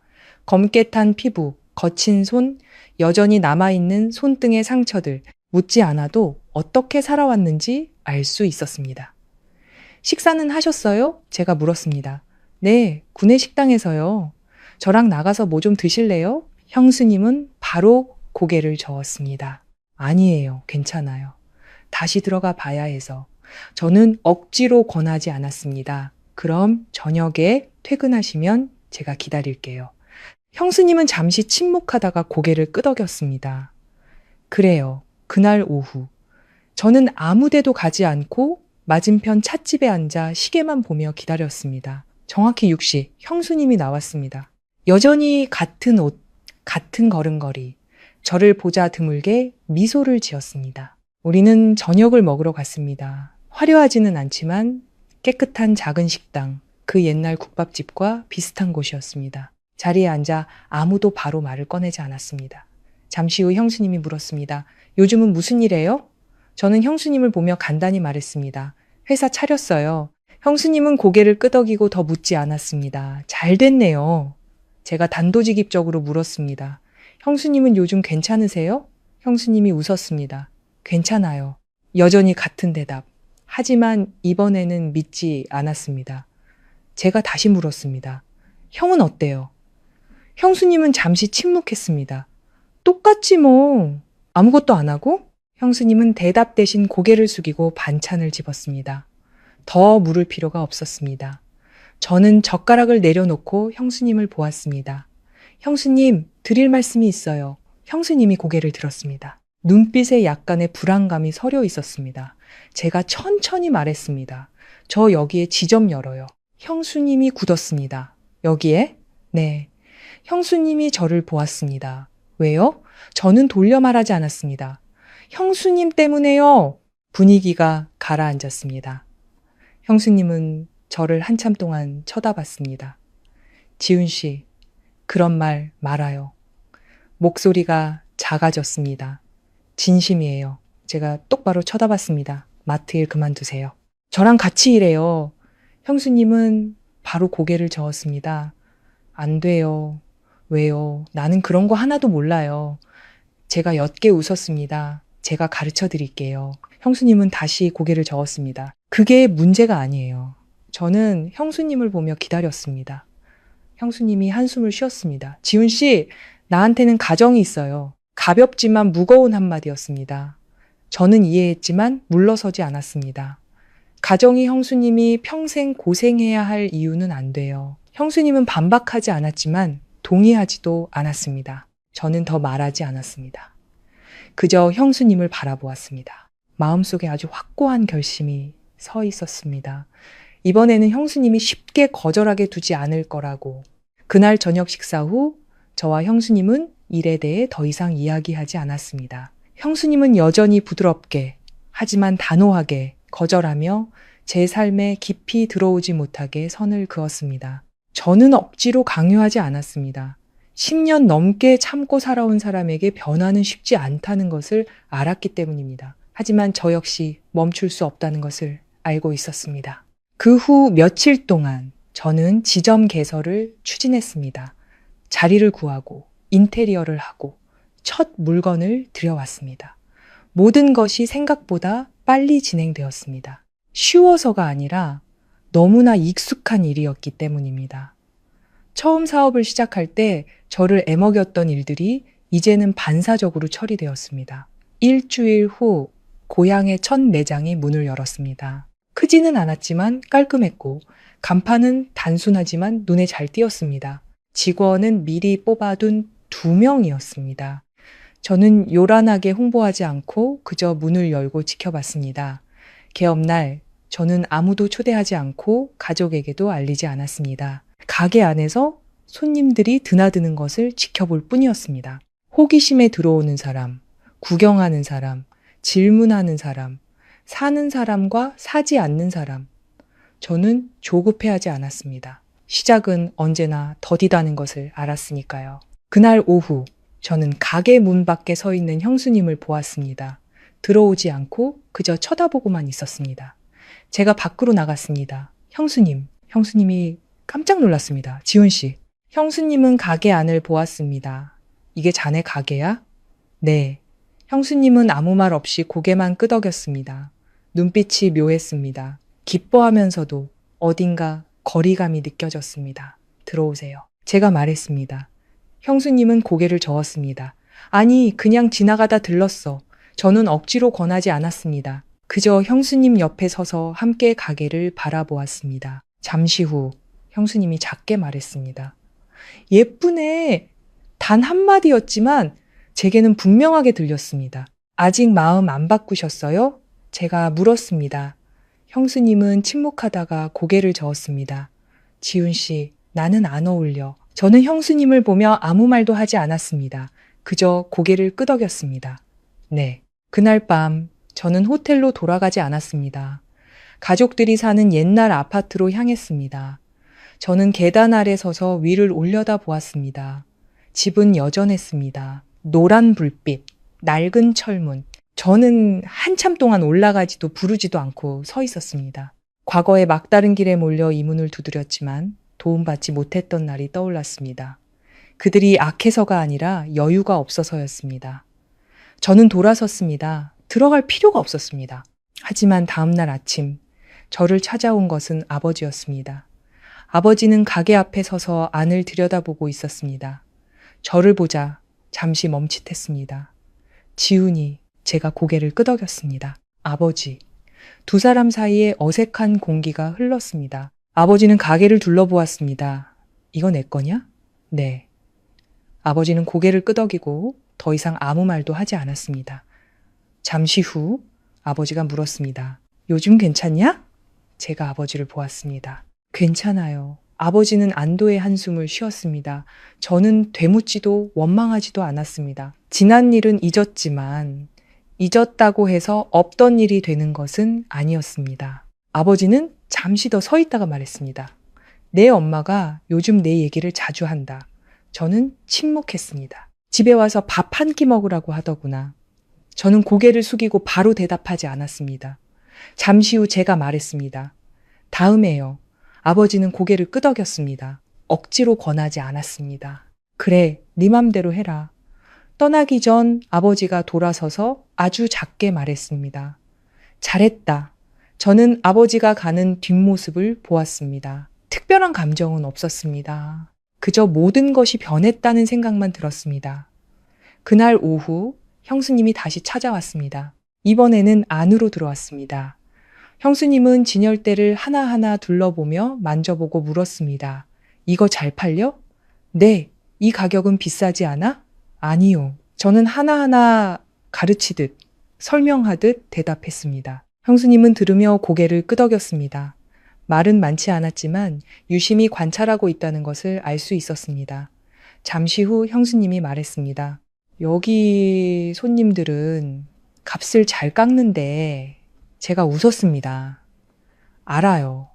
형수님이 저를 보았습니다. 자네 여기서 장사해봤어? 제가 고개를 끄덕였습니다. 많이 해봤죠. 형수님이 웃었습니다. 이번에는 미소가 더 선명했습니다. 돌아가기 전 형수님이 말했습니다. 지훈 씨, 네, 생각 좀 해볼게. 저는 형수님을 보며 더 묻지 않고 고개를 끄덕였습니다. 네, 그날 밤 저는 잠을 설쳤습니다. 걱정 때문이 아니라 희망 때문이었습니다. 아주 작은 희망이었지만 기다리기에 충분했습니다. 사흘 후 형수님에게서 전화가 왔습니다. 목소리는 더 이상 머뭇거리지 않았습니다. 지훈 씨. 네, 형수님, 나 일 그만뒀어. 저는 벌떡 일어섰습니다. 심장이 세차게 뛰었습니다. 형수님이 다시 말했습니다. 마트 그만뒀다고. 저는 참지 못하고 물었습니다. 왜요? 형수님은 잠시 침묵하다가 말했습니다. 지쳐서. 단 두 글자. 하지만 저는 알 수 있었습니다. 일에 지친 게 아니라 인생에 지친 것이었습니다. 가게로 오세요. 제가 말했습니다. 그날 오후 형수님이 왔습니다. 더 이상 유니폼이 아닌 평범한 옷차림이었습니다. 하지만 달라 보였습니다. 겉모습 때문이 아니라 눈빛 때문이었습니다. 저는 형수님을 데리고 가게를 한 바퀴 돌며 일하는 방법, 손님 응대하는 법, 사소한 디테일까지 설명했습니다. 형수님은 아주 빨리 배웠습니다. 여러 번 말할 필요 없이 보기만 해도 이해했습니다. 저녁에 가게 문을 닫고 형수님이 의자에 앉아 한숨을 쉬며 저를 보았습니다. 지훈 씨, 네. 무슨 말을 해야 할지 모르겠다. 제가 웃었습니다. 아무 말 안 하셔도 돼요. 형수님은 저를 보았습니다. 눈가는 붉었지만 울지는 않았습니다. 그저 말했습니다. 내게 이런 날이 올 줄은 몰랐어. 저는 아무 말도 하지 않고 그저 그 자리에 서서 형수님을 바라보았습니다. 마음의 짐이 한결 가벼워졌습니다. 하지만 이제 시작이라는 것을 알고 있었습니다. 형수님이 가게에서 일하기 시작한 첫 며칠 동안 저는 가게를 떠나지 않았습니다. 형수님을 믿지 못해서가 아니라 이 변화가 형수님에게 얼마나 큰 걸음인지 알았기 때문입니다. 10년 넘게 고개 숙이는데 익숙했던 사람이 갑자기 허리를 펴고 사람들과 소통하고 결정을 내려야 하는 것은 쉽지 않은 일이었습니다. 첫날 형수님은 계산대 뒤에서 어색하게 서 있었습니다. 손님이 묻자 아주 작은 목소리로 대답했습니다. 네, 저쪽에 있어요. 손님이 잘 듣지 못했습니다. 네? 뭐라고요? 형수님은 약간 놀라며 반복했지만 목소리는 여전히 작았습니다. 저는 구석에서 지켜볼 뿐 개입하지 않았습니다. 점심때쯤 제가 다가가 말했습니다. 형수님, 조금만 더 크게 말씀해 보세요. 형수님은 저를 보며 약간 민망해했습니다.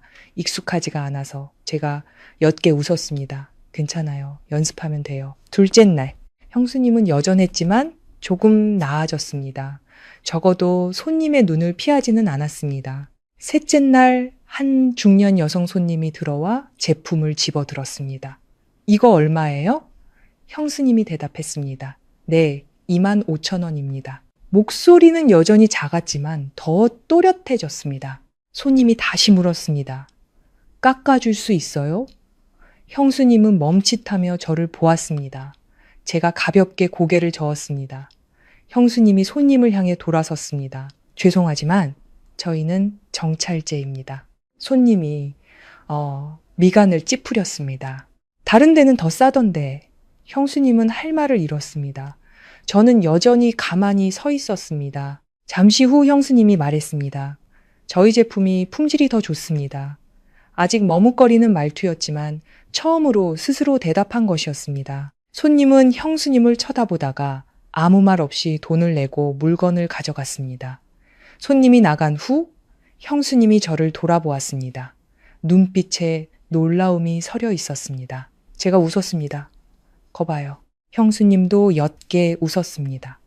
하루하루가 지나면서 형수님은 달라졌습니다. 더 이상 고개를 숙이지 않았고 기어들어가는 목소리로 말하지 않았으며 손님이 물어도 두려워하지 않았습니다. 일주일 후 저는 가게에 들어가지 않고 유리창 너머로 안을 들여다보았습니다. 형수님은 손님과 대화하며 또렷하고 자신감 있는 목소리로 때로는 웃으면서 응대하고 있었습니다. 저는 들어가지 않고 그저 바라보았습니다. 아주 이상한 기분이었습니다. 마치 다른 사람을 보는 것 같았습니다. 하지만 바로 그때 문제가 시작되었습니다.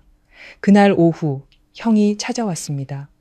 그는 가게 앞에 서서 불만 가득한 얼굴로 안을 들여다보고 있었습니다. 제가 밖으로 나가자 형은 저를 보며 인사도 없이 물었습니다. 수진 형수 어딨어? 제가 안을 가리켰습니다. 형이 안으로 들어갔습니다. 물건을 정리하던 형수님이 고개를 들고 형을 보자 굳었습니다. 형은 주위를 둘러보고는 형수님을 보았습니다. 진짜 일 그만뒀어? 형수님이 작게 고개를 끄덕였습니다. 형은 저를 보았습니다. 복잡한 감정이 담긴 눈빛이었습니다. 지훈아, 내 분위기가 팽팽해졌습니다. 직원도 손님도 우리를 쳐다봤습니다. 형이 말했습니다. 나가서 얘기 좀 하자. 우리는 밖으로 나갔습니다. 가게 앞에 서자 형이 단도직입적으로 물었습니다. 너 이거 왜 하는 건데? 저는 피하지 않았습니다. 형수님 때문에. 형이 차갑게 웃었습니다. 형수를 위해서? 아니면 형수를 이 집에서 나가게 하려고? 저는 바로 대답하지 않았습니다. 형이 말을 이었습니다. 지훈아, 집안일은 네가 상관할 일이 아니야. 제가 고개를 끄덕였습니다. 알아. 알면서 이래? 제가 똑바로 쳐다봤습니다. 난 잘못한 거 없어. 형은 침묵했습니다. 잠시 후 말했습니다. 형수가 힘든 거 알아. 하지만 그게 가족이야. 네가 바꾸고 싶다고 바꿀 수 있는 게 아니라고. 제가 한숨을 쉬었습니다. 형, 형은 형수가 어떻게 살아왔는지 알아? 형은 대답하지 않았습니다. 제가 말을 이었습니다. 낮에는 마트, 밤에는 설거지, 집에 와서는 또 집안일. 형은 알아? 형이 고개를 숙였습니다. 저는 멈추지 않았습니다. 형수가 단 한 번도 불평한 적 없는 거 알아? 아무것도 요구한 적 없는 거 알아? 형은 주먹을 쥐었지만 여전히 침묵했습니다. 제가 천천히 말했습니다. 나는 형수를 데려가는 게 아니야. 그냥 선택지를 하나 준 것뿐이야. 침묵이 흘렀습니다. 잠시 후 형이 작게 말했습니다. 지훈아, 나 반대하는 거 아니야. 저는 놀랐습니다. 형이 말을 이었습니다. 하지만 너도 이해해야 해. 나는 형수를 잃고 싶지 않아. 저는 형을 보았습니다. 처음으로 형의 진심을 본 것 같았습니다. 형은 형수를 잃는 게 아니야. 형이 변해야 해. 형은 대답하지 않고 한참을 서 있다가 결국 아무 말 없이 돌아섰습니다. 저는 그 뒷모습을 보았습니다. 마음이 가볍지는 않았지만 무겁지도 않았습니다. 그날 저녁 형수님이 제게 물었습니다. 지훈 씨, 형이 뭐라고 했어요? 제가 웃었습니다. 아무것도 아니에요. 형수님은 믿지 않는 눈치였습니다. 제가 물었습니다. 다시 돌아가고 싶으세요? 형수님은 바로 고개를 저었습니다. 아니, 단호하고 망설임 없는 대답이었습니다. 제가 고개를 끄덕였습니다. 그럼 됐어요. 그날 밤 저는 늦게까지 잠들지 못했습니다. 어둠 속에서 홀로 앉아 있었습니다. 모든 것이 변하고 있다는 것을 알았습니다. 제 인생뿐만 아니라 형수님의 인생, 그리고 가족 전체가, 그리고 이번에는 모든 것이 과거로 돌아가게 두지 않을 것이라고 다짐했습니다. 형과의 그 대화 이후 제가 걱정했던 것처럼 큰 싸움이 벌어지지는 않았습니다. 하지만 분위기는 확연히 달라졌습니다. 조용하고 무겁고 보이지 않는 압박감이 매일매일을 짓눌렀습니다. 그 후로 형은 가게에 오지 않았습니다. 하지만 형수님에게 변화가 생기기 시작했습니다. 여전히 일하고 손님에게 웃고 빨리 배웠지만 가끔 멍하니 서서 생각에 잠길 때가 있었습니다. 어느 날 점심 가게가 한산할 때 제가 물었습니다. 형수님, 무슨 일 있으세요? 형수님은 고개를 저었습니다. 아니, 하지만 무슨 일이 있다는 걸 알 수 있었습니다. 저는 더 묻지 않고 그저 지켜보았습니다. 사흘 후 형수님이 지각했습니다. 10분 정도 늦었을 뿐이지만 형수님에게는 드문 일이었습니다. 저는 아무 말도 하지 않고 손님이 없을 때 물었습니다. 오늘 왜 늦으셨어요? 형수님은 잠시 망설이다가 말했습니다. 집에 좀 일이 있어서 저는 형수님을 보며 기다렸습니다. 형수님이 한숨을 쉬었습니다. 시부모님이 안 좋아하셔. 저는 더 말하지 않아도 알 수 있었습니다. 뭐라고 하시던가요? 형수님이 옅게 웃었습니다. 괜찮아. 늘 하던 말이었습니다. 하지만 이번에는 그냥 넘어갈 수 없었습니다. 형수님, 괜찮다는 건 아무 일 없다는 뜻이 아니잖아요. 형수님은 반박하지 않았습니다. 잠시 후 작게 말했습니다. 집안일은 내팽개치고 남의 가게에서 일한다고 하시더라. 저는 주먹을 꽉 쥐었습니다. 그래서 뭐라고 하셨어요? 형수님은 고개를 저었습니다. 아무 말도 안 했다는 뜻이었습니다. 저는 형수님을 보며 화가 나면서도 안쓰러웠습니다. 왜 아무 말씀 안 하셨어요? 형수님이 웃었습니다. 싸워봤자 달라질 것도 없는데. 저는 더 이상 아무 말도 하지 않았지만 마음속으로 결정을 내렸습니다.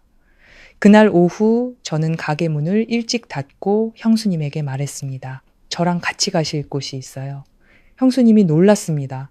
어디를? 집에요. 형수님이 굳었습니다. 안 그래도 돼. 제 목소리는 크지 않았지만 단호했습니다. 형수님은 저를 보더니 고개를 숙이고 따라 나섰습니다. 우리는 집으로 향했습니다. 낡은 아파트, 익숙한 문. 제가 문을 두드리자 어머니가 나왔습니다. 저를 보고 멈칫하더니 뒤에 선 형수님을 보고는 표정이 변했습니다.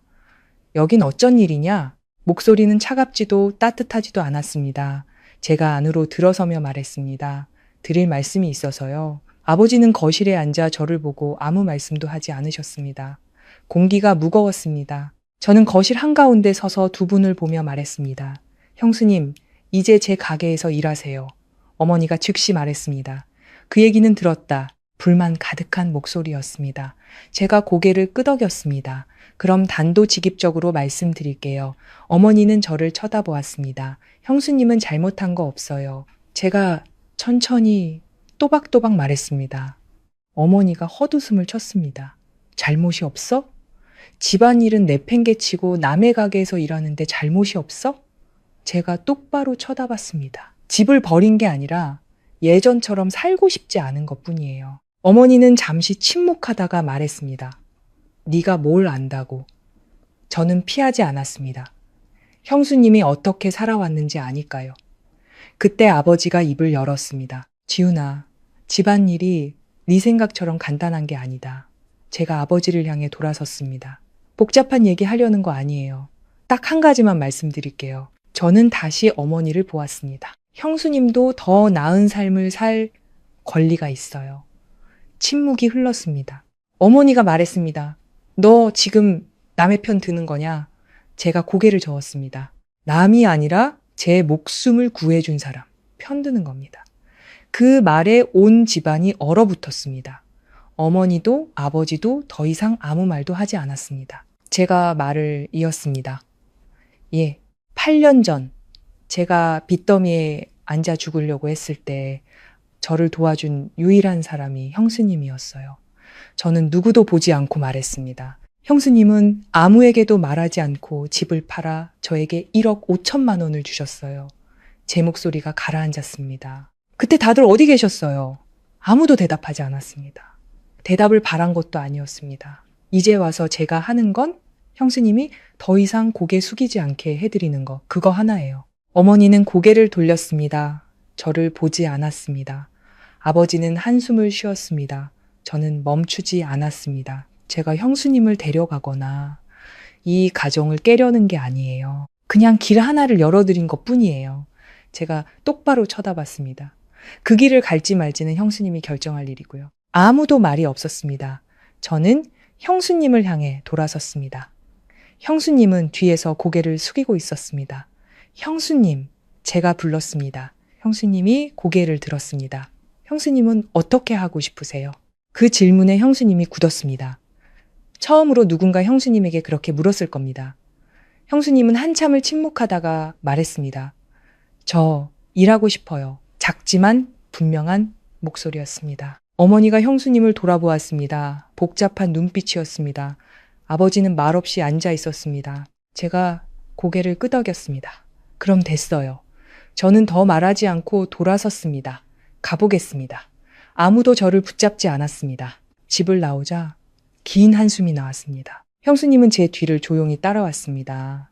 문 앞에 이르러서야 형수님이 저를 불렀습니다. 지훈 씨, 제가 돌아봤습니다. 형수님은 저를 보며 눈가가 붉어진 채 말했습니다. 고마워요. 제가 고개를 저었습니다. 아니요, 형수님이 직접 선택한 거예요. 형수님이 고개를 끄덕였습니다. 이번에는 분명히 알 수 있었습니다. 형수님은 더 이상 과거의 그 사람이 아니었습니다. 그날 집에서의 대화 이후 모든 것이 즉시 바뀌지는 않았습니다. 하지만 분명한 것은 힘의 균형이 기울었다는 것이었습니다. 더 이상 형수님 혼자 감당하지 않아도 되었습니다. 그 후로도 형수님은 가게에 꼬박꼬박 출근했습니다. 하지만 이전과 달랐습니다. 허리를 더 꼿꼿이 폈고 말은 더 분명해졌으며 누군가 큰 소리를 내도 더 이상 고개를 숙이지 않았습니다. 어느 날 아침 제가 일찍 가보니 형수님이 이미 와서 진열대를 닫고 있었습니다. 오늘 일찍 오셨네요? 형수님이 옅게 웃었습니다. 집에 할 일이 없어서요. 평범한 말이었지만 저는 그 의미를 알 수 있었습니다. 할 일이 없는 게 아니라 예전처럼 억지로 일을 떠맡지 않게 된 것이었습니다. 집에서 이제 아무 말씀 안 하세요? 제가 물었습니다. 형수님은 고개를 저었습니다. 그리고 덧붙였습니다. 적어도 내 앞에서는. 저는 더 묻지 않았지만 마음이 조금 가벼워졌습니다. 가게는 점점 손님이 많아졌습니다. 단골 손님이 늘고 새로운 손님도 찾아왔습니다. 많은 사람들이 형수님을 알아봤습니다. 어떤 사람은 물었습니다. 어머, 이제 마트에서 일 안 하세요?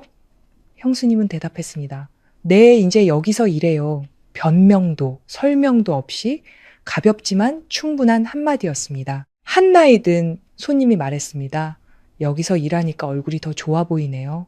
형수님이 웃었습니다. 네, 그런가 봐요. 저는 뒤에서 듣기만 할 뿐 끼어들지 않았습니다.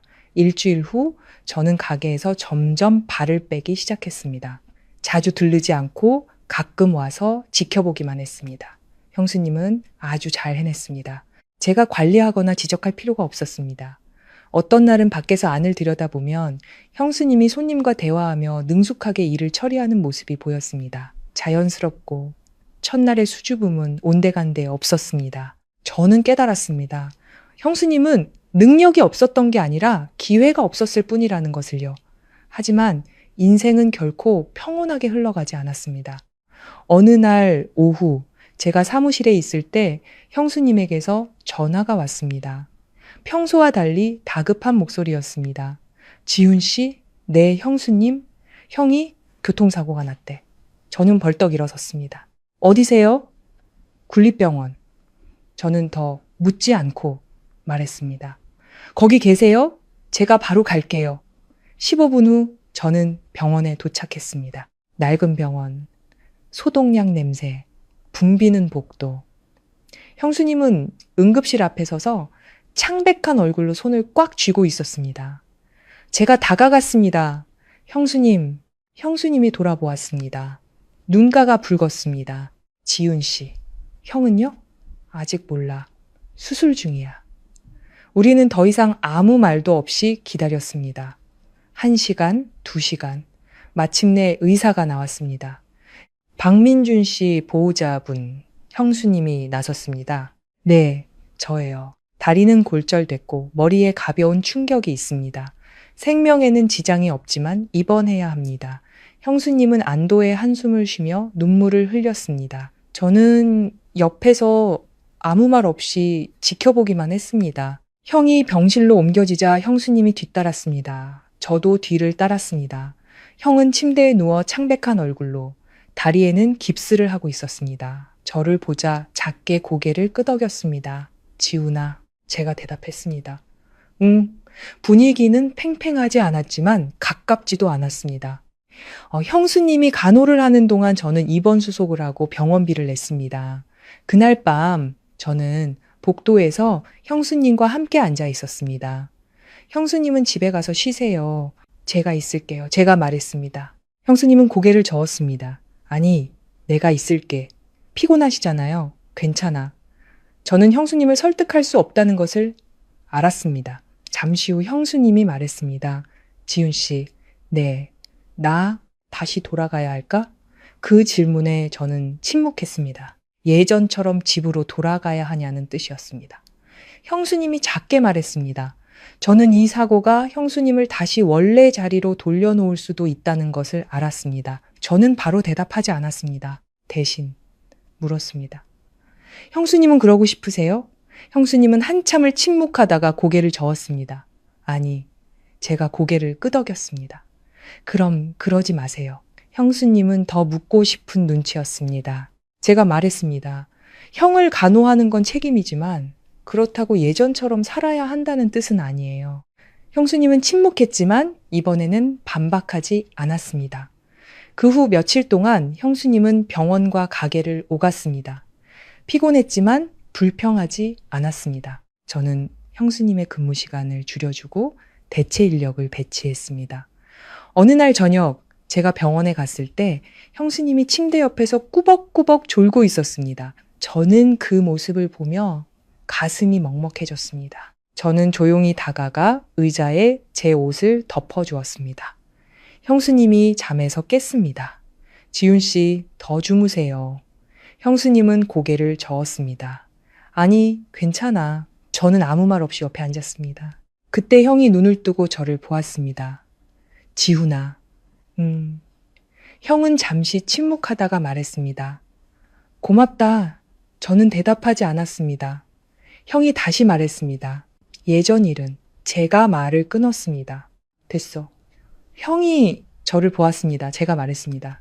몸조리나 잘해. 형은 고개를 끄덕이고 더 이상 아무 말도 하지 않았습니다. 저는 형수님과 형을 보며 마음속으로 분명히 알 수 있었습니다. 형수님은 여전히 곁을 지키기로 선택했지만 이번에는 억지로가 아니라 스스로 원해서였다는 것을, 그것이 바로 차이점이었습니다. 형의 사고 이후 집안 분위기는 한결 부드러워졌습니다. 더 이상 날선 비난이나 무거운 눈빛은 없었습니다. 사고 때문인지 아니면 모두가 지쳤기 때문인지는 몰라도요. 형은 거의 한 달간 입원했습니다. 그동안 형수님은 하루도 쉬지 못했습니다. 아침에는 가게, 오후에는 병원, 저녁에는 다시 집으로 반복되는 일상이었지만 한 가지는 달랐습니다. 형수님은 더 이상 고개 숙이지 않았습니다. 어느 날 오후 제가 병원에 갔을 때 형수님이 사과를 깎고 있었습니다. 형은 침대에 누워 형수님을 바라보고 있었습니다. 말은 없었지만 눈빛이 달랐습니다. 저는 문 밖에 서서 그 모습을 조용히 지켜보았습니다. 말로 하지 않아도 변하는 것들이 있다는 것을 깨달았습니다. 제가 안으로 들어서자 형수님이 고개를 들었습니다. 지훈 씨. 네. 형도 저를 보았습니다. 더 이상 피하지 않고 가볍게 고개를 끄덕였습니다. 몸은 좀 어때? 제가 물었습니다. 응, 많이 좋아졌어. 형의 목소리는 더 이상 어색하지 않았습니다. 우리는 많은 대화를 나누지는 않았지만 분위기는 한결 편안해졌습니다. 며칠 후 형이 퇴원했고 형수님이 형을 데리러 갔습니다. 저도 함께였습니다. 낡은 집이었지만 예전처럼 무거운 느낌은 들지 않았습니다. 어머니가 나와 아들을 보고 형수님을 보았습니다. 아무 말 없이 조용히 형을 부축해 안으로 들어갔습니다. 아버지는 옆에 서서 한숨을 쉬었지만 더 이상 거리감은 느껴지지 않았습니다. 저는 안까지 들어가지 않고 밖에서 그 모습을 지켜보았습니다. 처음으로 이 집의 온기가 느껴졌습니다. 그 후 저는 다시 서울로 돌아왔습니다. 일은 계속되었지만 이번에는 예전처럼 쫓기듯 일할 필요가 없었습니다. 고향 지점은 안정되었고 형수님이 관리하고 있었습니다. 저는 멀리서 지원만 해주었습니다. 전화를 할 때마다 형수님의 목소리는 완전히 달라져 있었습니다. 분명하고 힘이 있었고 때로는 크게 웃기도 했습니다. 지훈 씨, 오늘 엄청 많이 팔았어. 좋네요. 단골도 생겼어. 잘 관리하세요. 단순한 대화였지만 제게는 그것이 하나의 긴 여정의 결과물이었습니다. 3개월 후 저는 다시 고향에 갔습니다. 예고 없이 찾아간 가게는 손님들로 붐볐습니다. 형수님은 계산대에서 손님과 대화하고 주문을 받고 직원을 지시하고 있었습니다. 저는 들어가지 않고 밖에서 지켜보았습니다. 더 이상 마트에서 고개 숙이던 여인도 주방에서 조용히 참고 있던 사람도 아니었습니다. 자신의 삶을 스스로 꾸려나가는 주체적인 모습이었습니다. 저는 더 들어갈 필요를 느끼지 못하고 돌아섰습니다. 그날 오후 형수님에게서 전화가 왔습니다. 지훈 씨, 네. 고향에 왔어? 제가 웃었습니다. 네. 왜 그냥 갔어? 바빠 보여서요. 형수님이 웃었습니다. 이 녀석 참. 목소리는 가벼웠지만 따뜻했습니다. 그날 저녁, 형수님은 작은 식당에서 저녁을 사주었습니다. 그 옛날 국밥집은 아니었지만 소박한 곳이었습니다. 형수님은 먼저 와서 저를 기다리고 있었습니다. 제가 들어서자 형수님을 보았습니다. 셔츠 차림에 머리는 단정했고 더 이상 피곤한 기색은 없었습니다. 앉아. 형수님이 말했습니다. 우리는 밥을 먹으며 평범한 이야기를 나눴습니다. 과거도 어려움도 아닌 그저 일상의 이야기들을요. 잠시 후 형수님이 저를 보았습니다. 지훈 씨, 네, 내가 아직 돈을 못 갚았네. 제가 웃었습니다. 기억하고 계셨어요? 형수님이 고개를 끄덕였습니다. 당연하지. 저는 형수님을 보며 말했습니다. 제가 받을 돈은 8글자예요. 형수님이 놀랐습니다. 8글자? 제가 고개를 끄덕였습니다. 네, 그게 뭔데? 제가 였지만 단호하게 웃었습니다. 이 돈 평생 안 받겠습니다. 형수님은 그 자리에 굳었습니다. 눈가가 붉어졌습니다. 지훈 씨, 제가 고개를 저었습니다. 아무 말 마세요. 그날 형수님이 제게 주실 때 아무 생각 안 하셨잖아요. 저도 똑같아요. 형수님은 고개를 숙였습니다. 눈물이 뚝뚝 떨어졌습니다. 저는 위로하지 않았습니다. 그 눈물이 고통이 아니라 해방의 눈물이라는 것을 알았기 때문입니다. 잠시 후 형수님이 고개를 들고 웃었습니다. 그럼 내가 평생 자네를 위해 일해줄게. 제가 웃음을 터뜨렸습니다. 아니요. 형수님은 형수님 인생을 사세요. 저는 뒤에 서 있을게요. 형수님은 아무 말 없이 저를 보며 고개를 끄덕였습니다. 그날 밤 저는 호텔로 돌아와 바로 잠들지 못했습니다. 창가에 서서 도시를 바라보았습니다. 크지도 화려하지도 않았지만 충분했습니다. 그 옛날 옥상에서의 그 밤을 떠올렸습니다. 차가운 바람, 절망, 한 걸음만 더 내디뎠다면 모든 것이 끝났을 겁니다. 만약 그 전화가 없었다면, 만약 형수님이 없었다면 지금의 저는 없었을 겁니다. 이 가게도 회사도 제가 가진 모든 것이 없었을 겁니다. 저는 조용히 마치 결론을 내리듯 속삭였습니다. 나를 한번 구해준 사람은 절대 잊지 말자. 다 갚지는 못하더라도 평생에 걸쳐 갚아야 한다. 시청자 여러분, 지훈 씨와 수진 형수님의 이야기를 보며 저는 섣불리 돈에 대해 이야기하고 싶지 않습니다. 만약 이것이 단순히 돈에 대한 이야기였다면 이렇게까지 마음에 깊은 여운을 남기지 않았을 것입니다. 제가 가장 오랫동안 생각하게 된 순간은 한 여성이 아무도 모르게 자신의 모든 것을 내어주었던 그 용기, 그리고 몇 년 후 한 남성이 그 은혜를 평생에 걸쳐 갚으려 했던 그 의리입니다. 듣기에는 단순하지만 실천하기는 지극히 어려운 일입니다. 지훈 씨에겐 이렇게 말하고 싶습니다. 당신은 돈을 얼마나 벌었기 때문에 성공한 것이 아닙니다. 당신은 자신이 과거에 누구였는지를 잊지 않았기 때문에 성공한 것입니다. 가장 귀한 것은 수억, 수십억이라는 숫자가 아니라 조금 더 높은 곳에 섰을 때도 자신이 가장 밑바닥에 있던 날을 기억했다는 점입니다. 많은 사람들이 가난할 때는 정으로 살다가 형편이 조금 나아지면 계산을 하고 저울질을 하며 지금 와서 갚는 것이 과연 가치가 있는가를 묻습니다. 하지만 지훈 씨는 그런 질문을 하지 않았습니다. 그는 아주 분명한 길을 선택했습니다. 나를 구해준 사람은 내 평생을 바쳐 갚는다. 하지만 한 가지 더, 어쩌면 많은 분들이 놓쳤을지도 모르는 점을 이야기하고 싶습니다. 은혜를 갚는다는 것은 돈을 돌려주는 것이 아닙니다. 그 사람에게 더 나은 삶을 돌려주는 것입니다.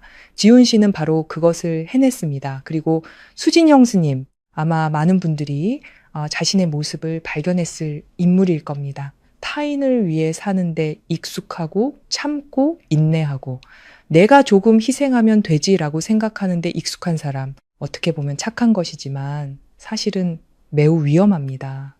계속 참기만 하다 보면 자기 자신도 존중받으며 살 권리가 있다는 사실을 잊게 되기 때문입니다. 제가 수진 형수님을 존경하는 이유는 과거 지훈 씨에게 돈을 빌려주었기 때문이 아니라 나중에 기회가 왔을 때 과감히 그 기회를 잡고 변화하고 과거의 삶에 아니오라고 말할 용기를 냈기 때문입니다.